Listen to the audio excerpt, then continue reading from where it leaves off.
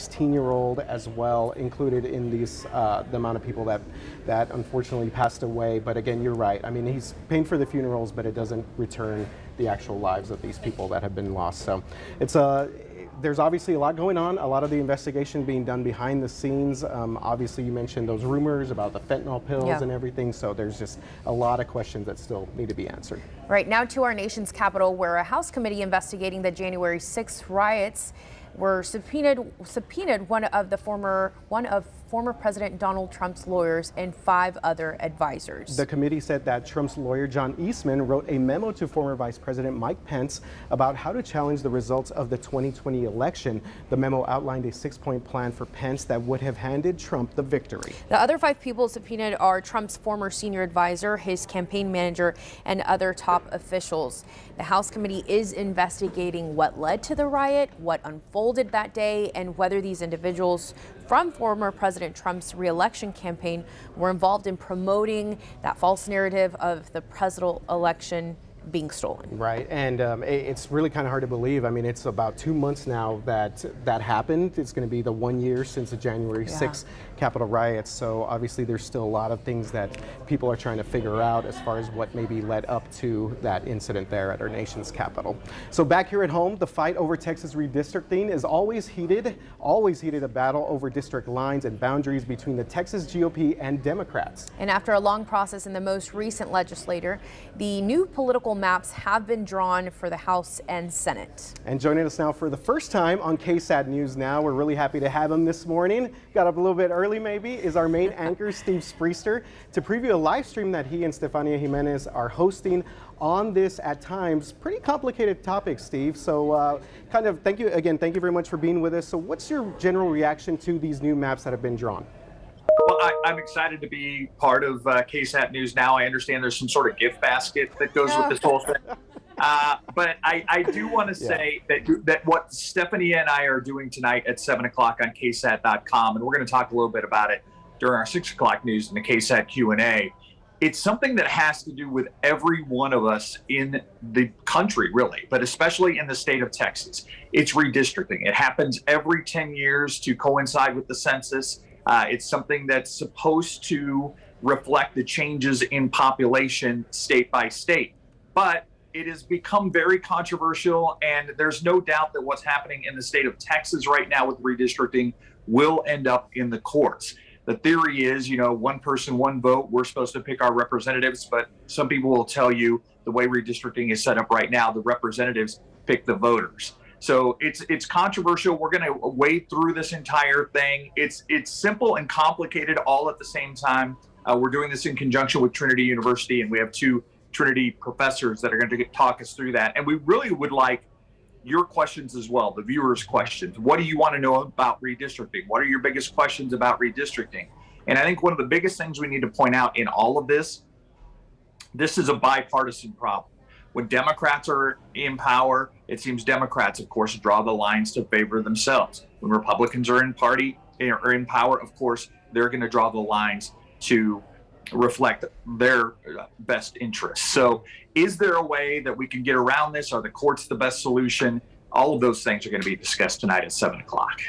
Steve, so you mentioned simple yet complicated process. So what is it that the residents of both Bexar County and San Antonio need to know more about, or just keep an eye out when it comes to this process?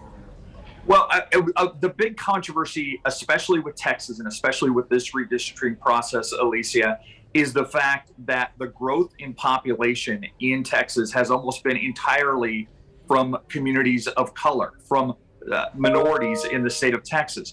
Some would say that the new boundaries, the new redistricting, the districts that we've seen haven't been necessarily drawn up to reflect that. That's going to be the crux of the court case to come up. So, yeah, I mean, you may have a representative that you didn't have, 10 years ago now for both the House, the Senate, and the state races. So it's something that you really want to pay attention to, and it's something that you want to see how this plays out.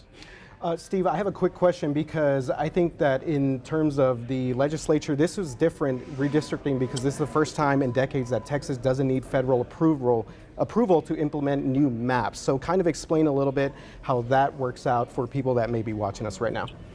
Yeah, I mean, 10 years ago, 20 years ago, the state of Texas was under federal control on how they could draw their maps. They basically had to get federal court approval and approval from the Justice Department to make that happen, or from a judge. That is no longer the case. Under the Trump administration, they were removed from that. So there's no federal oversight right now.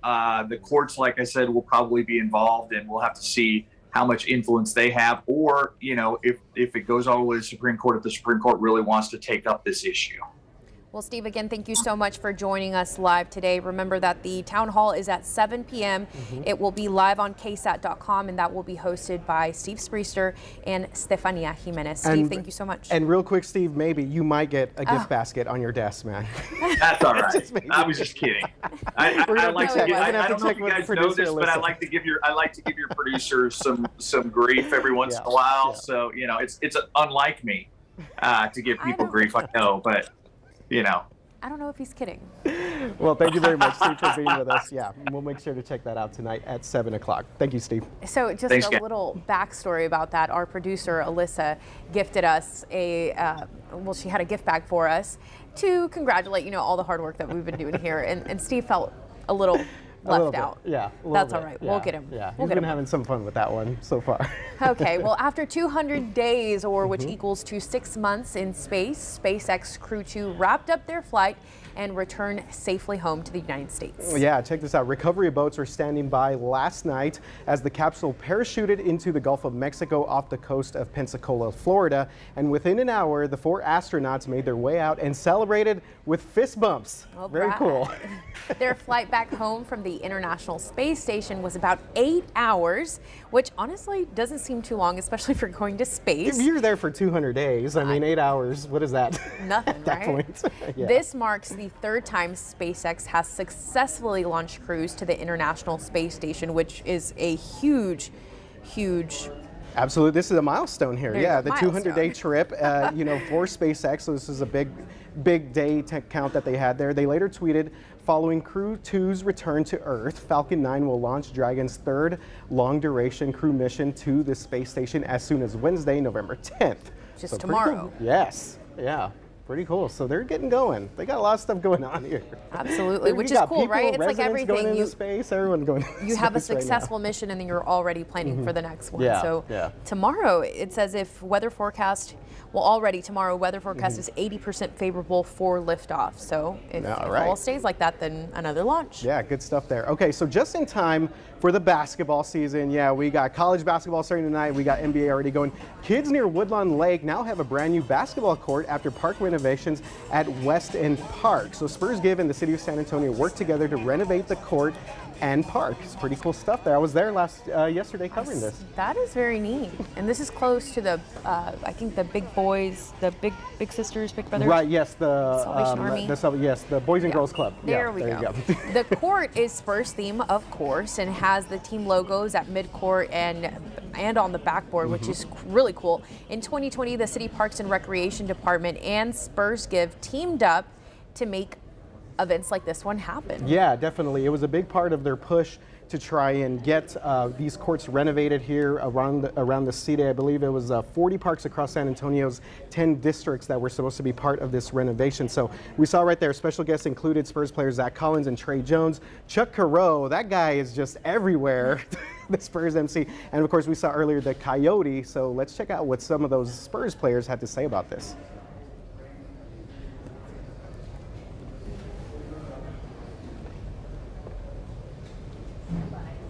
All right, we're getting there. Whether it was a court or a camp or an appearance from, some of your favorite players or whatever it was, you always looked forward to that as a kid, and it almost kind of gave you motivation for the next time you went to the park with your friends or went and hooped with your friends. You kind of had that in the back of your mind, and it helped you, help push you a little more that day, I would say. You just goof off and have a good time and do crazy shots that you'll probably never shoot in a real game, and just let loose. And I think that's all, it plays into your development because you get to love the game that much more that way. So definitely had a lot of good memories in a place like this. All right, think very that's- cool stuff there. Yeah. I think that is neat that he brings up a point there. You know, there's obviously a difference between street ball and then Yeah. on the professional court. So to be able, one, to see that side of them, and the kids, that's what they play, street Yeah, ball. and So- I think it was so cool because obviously those kids there, they live in the neighborhood, but I was never growing up. I went to a couple of these like basketball clinics or football clinics. I never had a professional player just like roll by. show up and Yes. teach you. So it's pretty talk cool. to They you. did like some clinics with them, some drills with them. So good stuff. Trey Jones, I really like that dude. And Zach Collins has been injured this year, but he's supposed to be back in the Spurs lineup by December. Well, RJ, I wanted to follow Okay, up here we on go. your stick Yes. figure sports yesterday. Yeah. Obviously, a sad weekend for the Dallas Cowboys. So yesterday, he drew this picture. I'm going to show it over here on camera 4. Mm-hmm. And he drew me. Well, we should be able to see it. All right, There there we we go. go. Yes. I'll get up a little Okay. closer. Okay, so let's explain this again. This was the Cowboys' loss. We have Dak over here. Bronco, right? That is a Bronco, yes. Okay. And then it looks like the Toy part Story for character. discussion was sad, Alicia, and then what did I have? I Yes. was, because he said that, you know, drown your Thank you. sorrows. What'd you say, Sarah? Thank you very much. I Okay. didn't think it. So, I made a face yesterday, and a very ugly one at that, because I thought that this was beer. Alicia, why didn't- would you think that is beer? Well, because he had made a comment about beer earlier, The and worst there's no fest. handle. There's no handle on a Okay. coffee Coffee mug. cup. What kind of coffee mugs Yes, are you it's a drinking coffee out cup. of? Here's So the- we took a poll Yes. on Instagram. Did people think it was beer, or did people think Yeah. it was coffee? It was And? a pretty split decision. Really? drum roll. Yes, 30 Okay. voted for beer, but 35 voted for coffee. So USA.